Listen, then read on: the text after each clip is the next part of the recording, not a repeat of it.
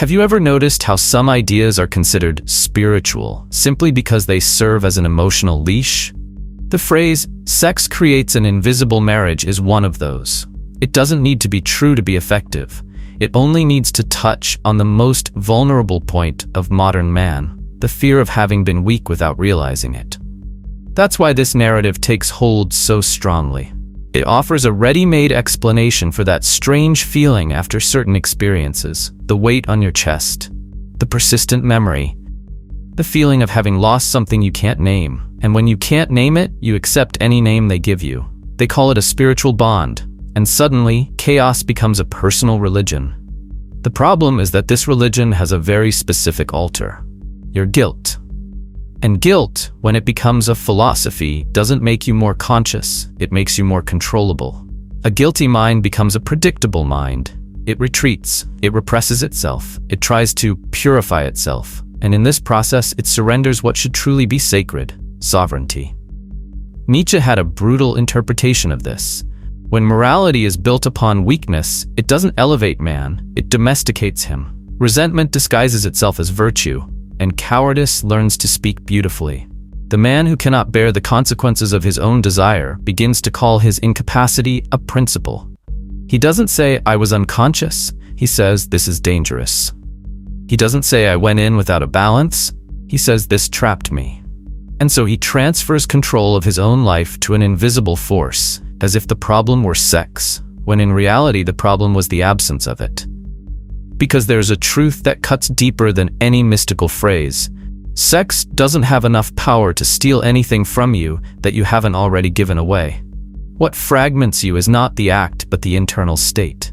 The body is not a demon. It is an amplifier. It takes what you already are, whole or broken, present or needy, sovereign or hungry, and amplifies it to the maximum. Therefore, for a centered man, sex is expression, exchange, intensity, life. For an empty man, sex becomes anesthesia, emotional currency, an attempt to be chosen, and then, when hangover arrives, he needs to invent a grand enough explanation to hide the small truth. He entered weak. This is the contradiction that no one wants to face. The same experience can liberate one man and imprison another, without any spiritual bond ever having existed, only the difference between presence and escape. And this is where the conversation becomes adult. It's not about avoiding sex. The man who avoids it out of fear is not strong, he is restrained, he's obeying an invisible threat. Strength is not nervous abstinence, strength is clean choice. The strong man doesn't need to demonize pleasure to feel virtuous. He governs pleasure as he governs his own attention. He knows that the real danger is not having sex. The real danger is using bodies to negotiate value, to fill an internal void, to pretend to have power, when inside, there is only urgency.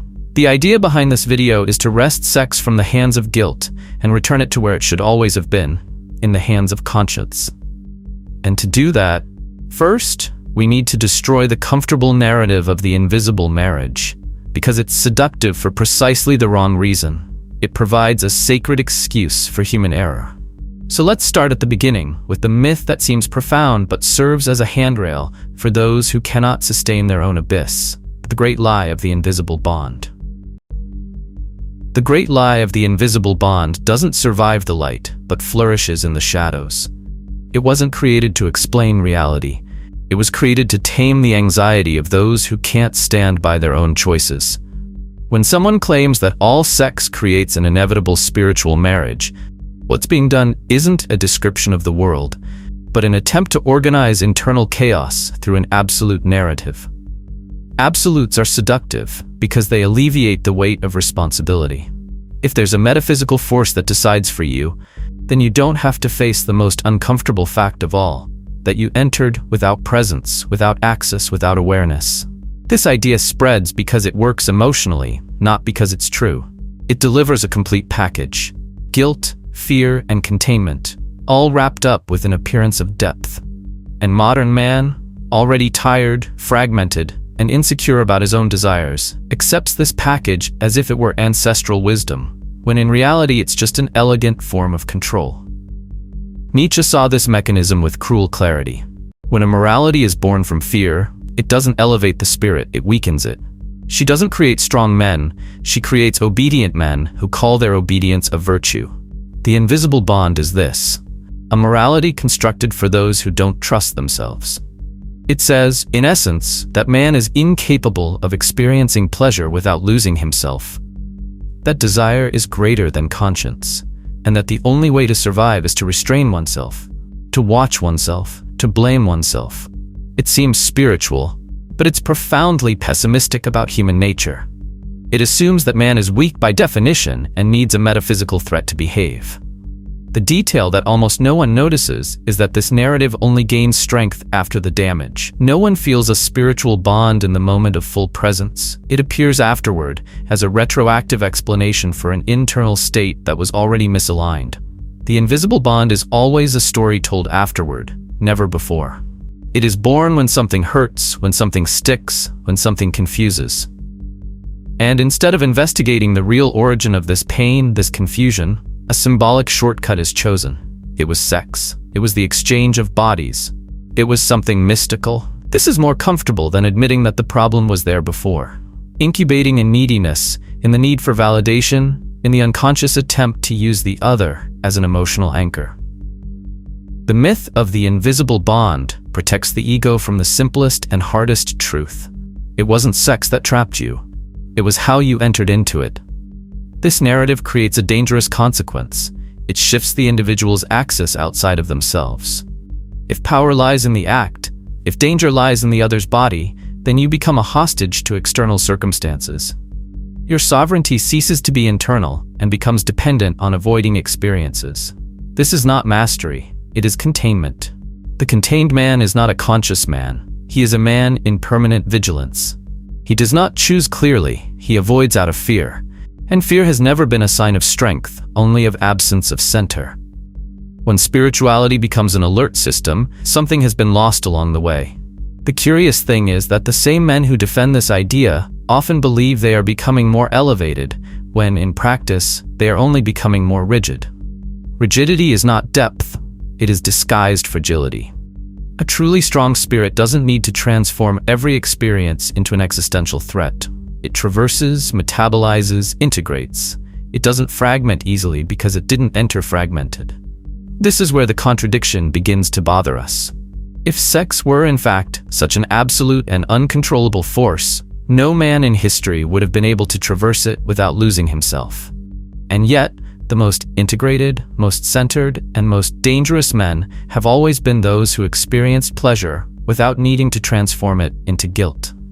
They weren't ascetics out of fear. When they abstained, it was a strategic choice, not metaphysical terror. The idea of the invisible bond is modern in its psychological function, even when it presents itself as ancient.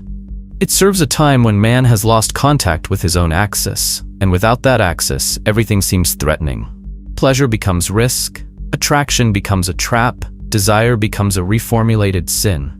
And thus, a generation of men is created who trust neither their own bodies, nor their own minds, nor their own capacity to go through intense experiences without dissolving. This is not spirituality, it is internalized distrust. Jung would say that what is not integrated returns as destiny. The man who does not integrate his sexuality transforms it into a phantom. He begins to see it as something that pursues him, that marks him, that haunts him. The invisible bond is this phantom, an attempt to give form to what has not been understood. And the more he believes in it, the more he reinforces his own feeling of impotence, because he begins to live as someone who can be captured at any moment by forces he does not control. The practical effect of this is devastating. Instead of developing presence, self-awareness, and choice, man develops fear and repression. He watches himself instead of knowing himself. He avoids instead of mastering. He calls this maturity, but it is merely a socially acceptable form of escape. The truth is that no narrative that weakens individual agency can be considered profound. Real depth always returns responsibility to the individual, even when it hurts. And the responsibility here is clear. If something held you back, if something drained you, if something confused you, it wasn't because you touched a body, it was because you entered without being whole. The myth of the invisible bond prevents this diagnosis because it offers a ready answer before the correct question. It ends the investigation too early. Instead of asking, "What state was I in?" one asks, "What did that do to me?" This inversion is subtle, but it changes everything. It transforms man into a victim of experiences, not their author. And a man who sees himself as a victim of his own desire will never be sovereign. He will always be negotiating with fear. That's why this idea doesn't strengthen the powerful man. It strengthens the fearful man.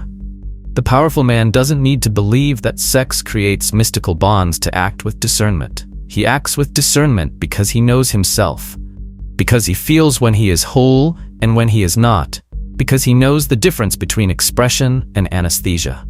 He doesn't transform his flaws into universal dogmas. He learns from them. The myth of the invisible bond is, at its core, an attempt to universalize one's own weakness so as not to have to face it head-on. And as long as this narrative continues to be repeated as absolute truth, many men will continue to confuse awareness with restraint, spirituality with fear, and depth with guilt. To move beyond this, it is necessary to do something that is more frightening than any supposed spiritual bond: to look directly at the real root of attachment and admit that it is not in the other person's body, but in the internal state of the one who enters. That's where the conversation starts to get truly uncomfortable, and that's exactly where it needs to continue. What truly creates attachment isn't sex, and this statement often irritates precisely those who need to hear it most. Because if it's not sex, then there's little room left to outsource responsibility. Only the internal state remains, only the psyche remains, only the naked truth remains. The bond isn't born in the body, it's born in the fragility that the body revealed. Attachment isn't an inevitable chemical phenomenon nor a spiritual accident. It's a predictable psychological effect when certain internal conditions are present. And these conditions don't arise after the act, they precede it. The classic mistake is confusing intensity with cause.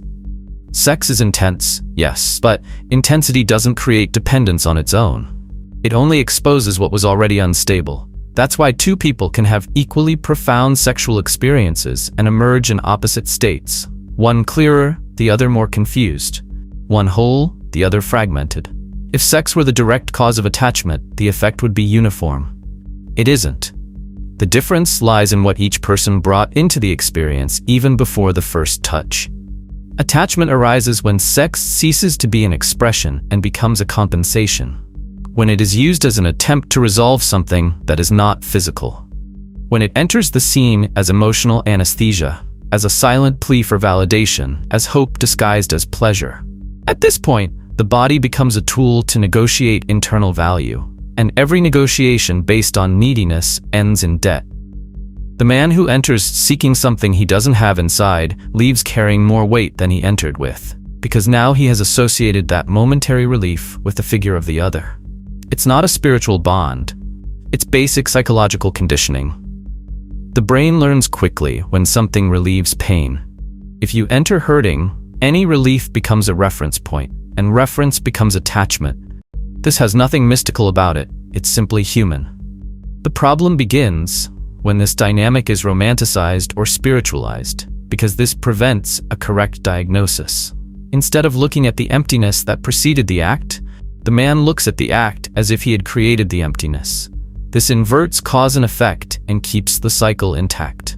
Jung said that what does not become conscious manifests as destiny. Attachment works exactly like that. The man doesn't perceive his lack, his need to be desired, his hunger for confirmation, so he calls the result an inexplicable attachment. Inexplicable only because he refused to look inward before entering. Attachment doesn't arise from presence, it arises from absence. Absence of access, absence of clear choice, absence of sovereignty. Sex only accelerates the process because it reduces defenses, intensifies states, and tears down masks. It doesn't create weakness, it reveals. That's why the man who is already whole goes through sex as he goes through any intense experience, with awareness, integration, and a return to the center.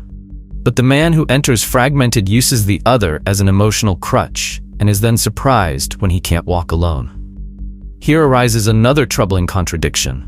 The more a man says he gets attached easily, the less it says about sex, and the more it says about his relationship with himself. Easy attachment is a symptom, not a sentence. It points to an internal system that seeks outside what it cannot sustain inside. And until this is recognized, no external rule will solve it. Avoiding sex doesn't cure neediness, it only postpones it. The lack finds another object, another distraction, another narrative. The man who doesn't govern his own axis will always find something to cling to, because the problem isn't the stimulus, it's the internal structure. The idea that sex creates a bond functions as a lazy explanation because it ignores the most important factor: unconscious intention. Not the declared intention, but the real intention, the one that operates beneath the discourse.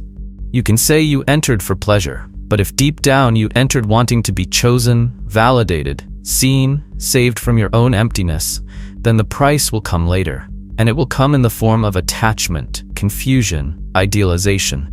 The body only did the work of accelerating something that was already in motion. That's why sovereign men don't fear sex, but respect their own internal state before it. They know that entering fully is more important than any moral rule. They don't ask, "Will this trap me?" because they know that nothing traps someone who isn't free inside. They ask, "Why do I want to enter now?"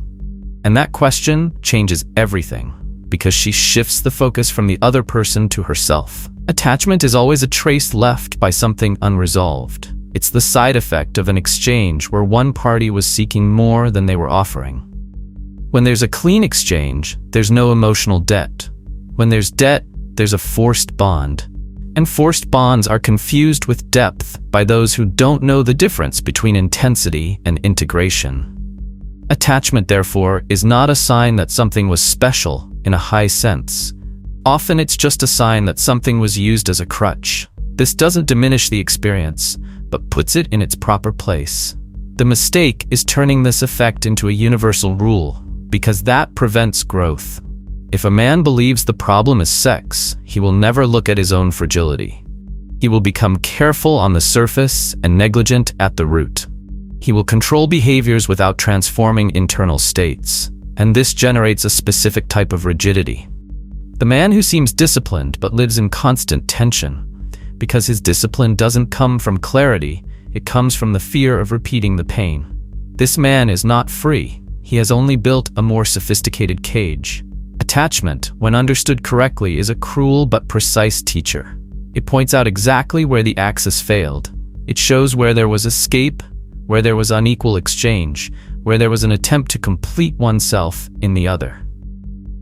The problem is that almost no one uses attachment as a tool for self-knowledge. They prefer to use it as proof that something external has too much power. This keeps the individual small in the face of their own experience. Maturity begins when a man realizes that the other's body never had enough power to hijack his sovereignty. What hijacks it is his own unconsciousness. And as long as this unconsciousness is not confronted, no spiritual, moral, or philosophical narrative will save him. On the contrary, it will only reinforce the cycle. Because the more you believe that the bond comes from the outside, the less you investigate what was missing inside. And it is precisely at this point that the conversation needs to advance. If attachment does not arise from sex, but from an internal state, then the inevitable question arises, and it is uncomfortable. What happens when a man experiences sex not as anesthesia, but as a conscious expression of power? What changes when the axis is present before, during, and after? It is this shift that separates the man who loses himself in pleasure from the man who strengthens himself in it. And it is to this territory that we need to go now, because understanding the root of attachment is only half the battle. The other half is understanding how the same energy that confuses can, in its presence, consolidate sovereignty. Sex as an expression of power is an unsettling idea because it demands something rare, real presence. Not performative presence, rigid self-control, not superficial spirituality. Presence in the rawest sense possible, being fully present in one's own body, in one's own choices, in one's own desires, without needing to use it as an escape. The man who reaches this point discovers something that dismantles almost all moral narratives surrounding sex. There is no energy lost when there is awareness. Energy only dissipates when it is used as a substitute for something that is lacking. The error lies not in pleasure, but in the attempt to use it as an existential patch. When sex ceases to be anesthesia and becomes expression, it does not create bonds, confusion, or dependence. It creates clarity.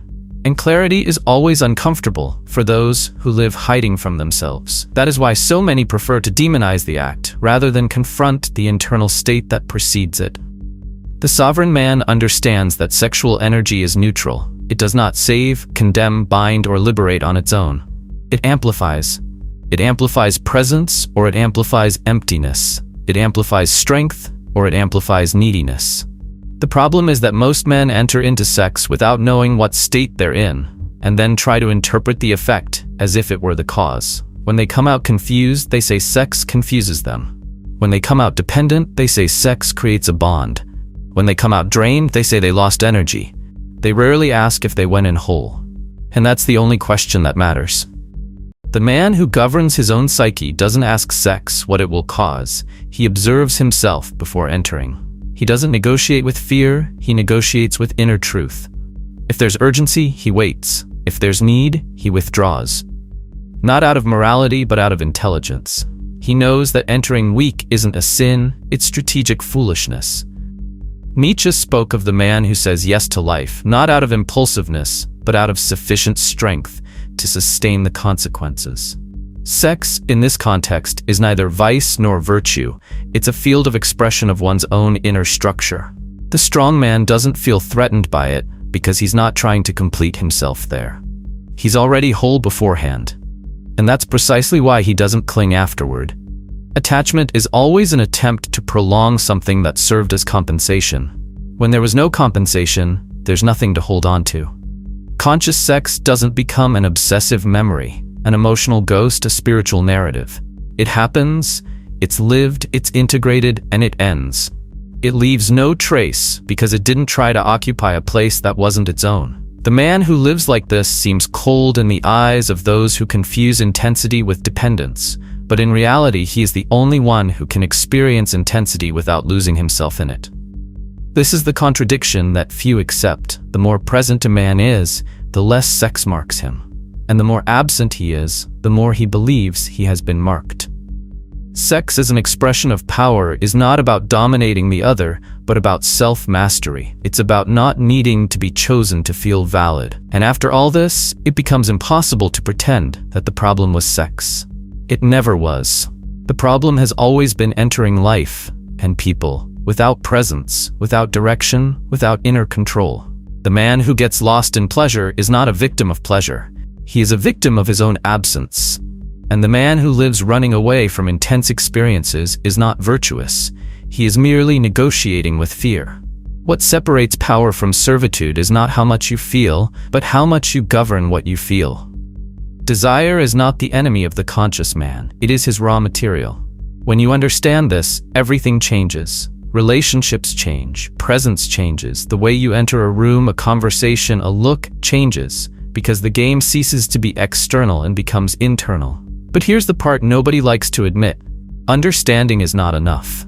Insight without method becomes just another pretty idea that dies in the next real interaction. Awareness without tools becomes sophisticated frustration. That's why men continue to repeat the same patterns, even after awakening. There's a lack of structure, a lack of practical language. The question remains, how to make an entrance with presence, how to guide desire, how to create emotional impact without losing yourself, how to activate attraction without using neediness as fuel. And that's exactly where the forbidden manual, How to Trigger Desire in 60 Seconds, comes in. Not as a mystical promise, not as a cheap trick, but as a straightforward manual on real human dynamics. This audiobook wasn't created to teach you memorized phrases or social performances. It was created to give you something much rarer, applied inner control. Instead of telling you what to avoid, it shows you how to enter. Instead of scaring you with invisible consequences, it trains you to maintain visible presence. Instead of moralizing desire, it teaches you how to direct it. Every minute of this audiobook exists for a single purpose: to transform desire into a tool, not a trap. You don't learn how to win people over, you learn how not to lose yourself in them. You don't learn how to generate attraction, you learn how to sustain its weight when it happens. Because in the end, the man who masters the game isn't the one who avoids risks, it's the one who knows exactly where he's stepping. If everything said so far makes sense to you, then the decision is simple. Either you continue merely understanding why the problem exists, or you begin to operate at a level where it ceases to exist. The Forbidden Manual isn't about creating desire in others. It's about not relinquishing power while doing so. And that's the difference between men who keep repeating cycles and men who write their own.